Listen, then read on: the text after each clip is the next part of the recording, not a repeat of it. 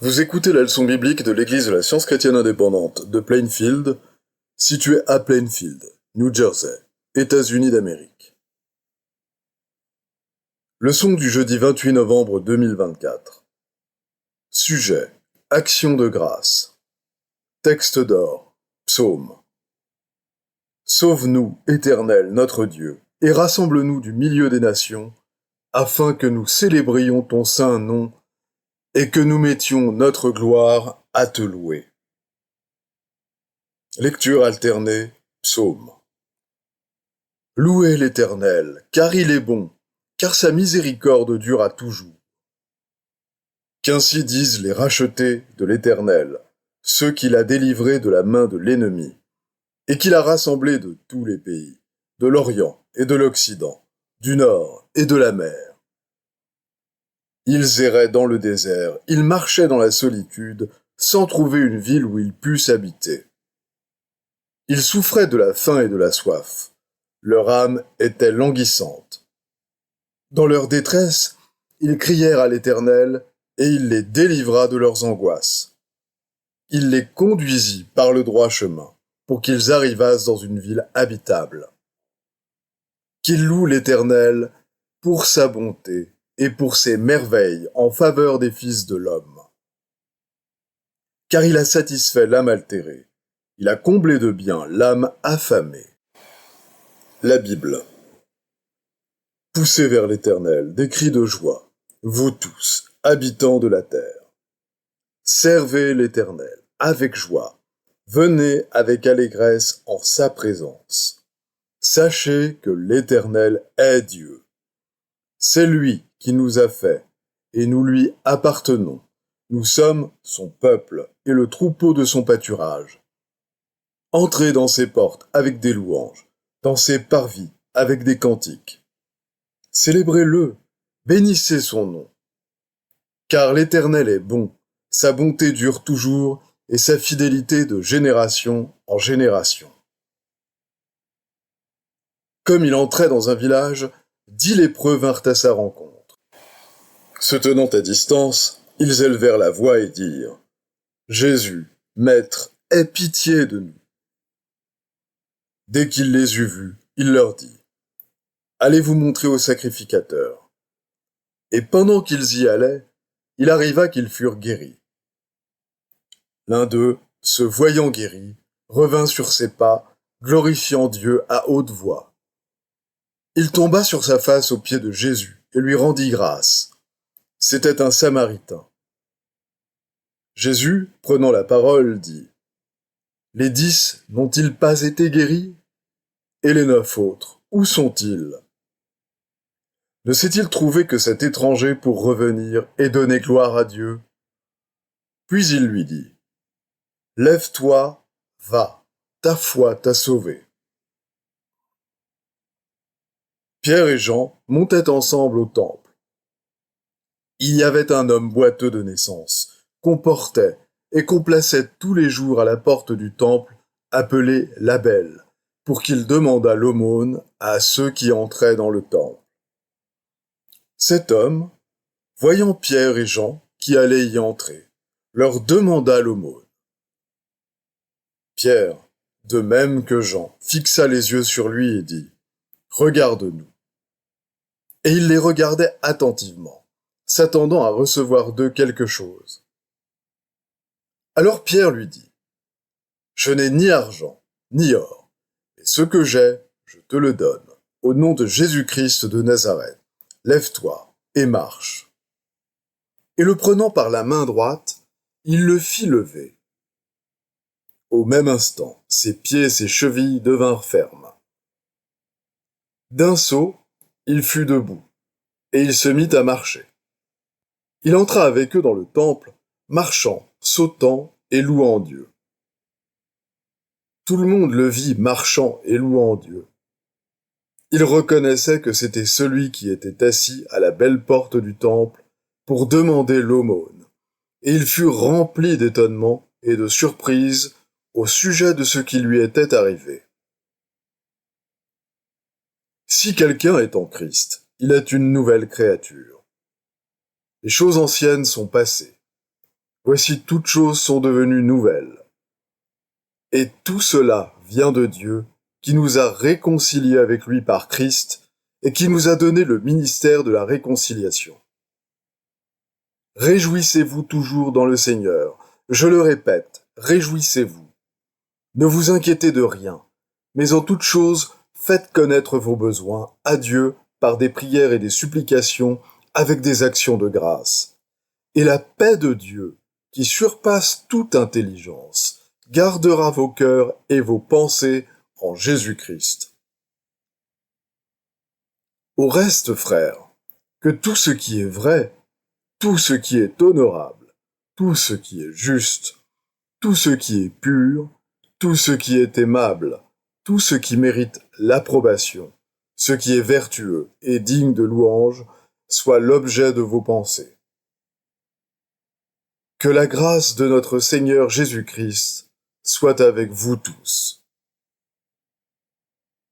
Je vais maintenant lire les passages corrélatifs tirés du livre d'études de la science chrétienne, Science et santé, avec la clé des Écritures de Mary Baker Eddy.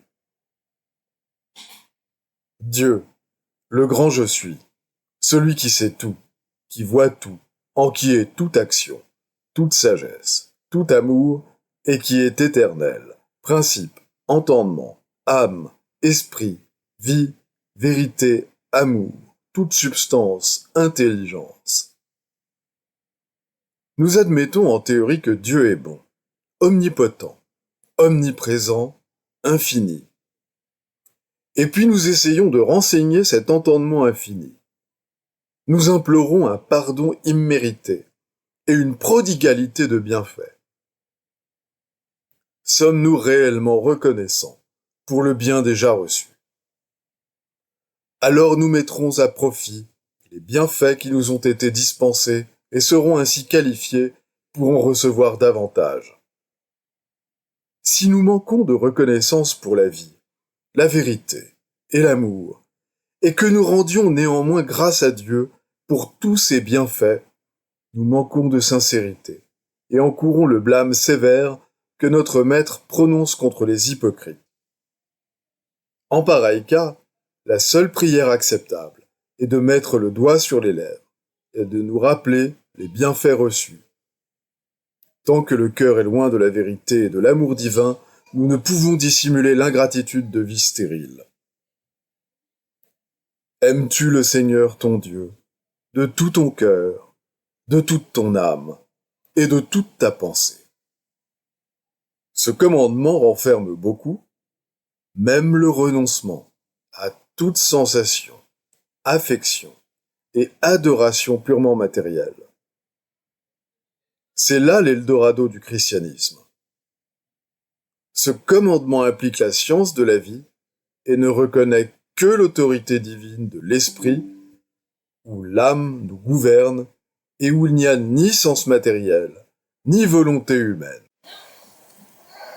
Ce dont nous avons le plus besoin, c'est de la prière du désir fervent de croître en grâce, prière exprimée par la patience, l'humilité, l'amour et les bonnes œuvres. Garder les commandements de notre Maître et suivre son exemple, voilà notre vraie dette envers lui et la seule preuve valable de notre gratitude pour tout ce qu'il a fait. Le culte extérieur ne suffit pas en soi à exprimer la reconnaissance sincère venant du cœur, puisqu'il a dit « Si vous m'aimez, gardez mes commandements ». Faire des efforts continuels pour être toujours bon, c'est prier sans cesse. Les motifs de cette prière sont révélés par les bienfaits qu'ils apportent, bienfaits qui, même s'ils ne sont pas reconnus de vive voix, attestent que nous sommes dignes d'être participants de l'amour. La réponse aux questions suivantes est la pierre de touche de toute prière. Aimons-nous mieux notre prochain parce que nous demandons de l'aimer? Persévérons-nous dans notre ancien égoïsme, satisfaits d'avoir prié pour obtenir quelque chose de meilleur, bien que nous ne donnions aucune preuve de la sincérité de nos requêtes en vivant conformément à notre prière? Si l'égoïsme a fait place à la bonté, nous ne serons plus égoïstes dans nos rapports avec notre prochain. et nous bénirons ceux qui nous maudissent. Mais nous n'accomplirons jamais ce noble devoir simplement en demandant qu'il en soit ainsi. Nous avons une croix à porter avant de pouvoir jouir du fruit de notre espérance et de notre foi. Le bien exige de l'homme chaque heure de son temps pour résoudre le problème de l'être. La consécration au bien ne diminue pas la dépendance de l'homme à l'égard de Dieu, mais au contraire, elle l'augmente. De même, la consécration ne diminue pas les obligations de l'homme envers Dieu, mais montre l'absolue nécessité de les remplir. La science chrétienne n'enlève rien à la perfection de Dieu, mais elle lui attribue toute la gloire. En se dépouillant du vieil homme et de ses œuvres, les mortels revêtent l'immortalité. Les effets de la science chrétienne se voient moins qu'ils ne se font sentir. C'est la douce petite voix de la vérité qui se fait entendre. Ou bien nous nous détournons de cette voix, ou bien nous l'écoutons et montons plus haut. La bonne volonté de devenir semblable à un petit enfant et d'abandonner l'ancien pour le nouveau dispose la pensée à recevoir l'idée avancée. Le bonheur d'abandonner les fausses limites et la joie de les voir disparaître, voilà la disposition d'esprit qui aide à hâter l'harmonie ultime. La purification des sens et du moi est une preuve de progrès. Heureux ceux qui ont le cœur pur, car ils verront Dieu. Un scientiste chrétien occupe aujourd'hui la place dont parla Jésus à ses disciples lorsqu'il dit « Vous êtes le sel de la terre. Vous êtes la lumière du monde. » Une ville située sur une montagne ne peut être cachée. Veillons, travaillons et prions afin que ce sel ne perde pas sa saveur et que cette lumière ne soit pas cachée jusqu'à ce qu'elle atteigne la plénitude de sa gloire.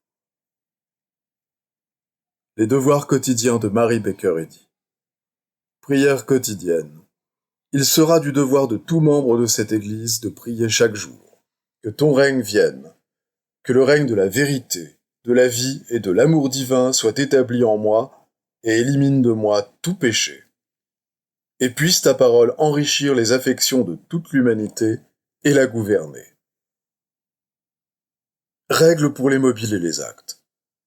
Ni l'animosité, ni un attachement purement personnel ne doivent déterminer les mobiles ou les actes des membres de l'Église mère. Dans la science, l'amour divin seul gouverne l'homme, et un scientiste chrétien reflète les 12 aménités de l'amour en réprouvant le péché et en manifestant un véritable esprit de fraternité, de charité et de pardon. Les membres de cette Église doivent journellement veiller et prier pour être délivrés de tout mal, pour ne pas prophétiser, juger, condamner, conseiller, influencer ou être influencés d'une manière erronée. Vigilance face au devoir. Il sera du devoir de chaque membre de cette Église de se défendre journellement contre la suggestion mentale agressive et de ne pas se laisser entraîner à oublier ou à négliger son devoir envers Dieu, envers son leader et envers l'humanité. Par ses œuvres, il sera jugé et justifié ou condamné.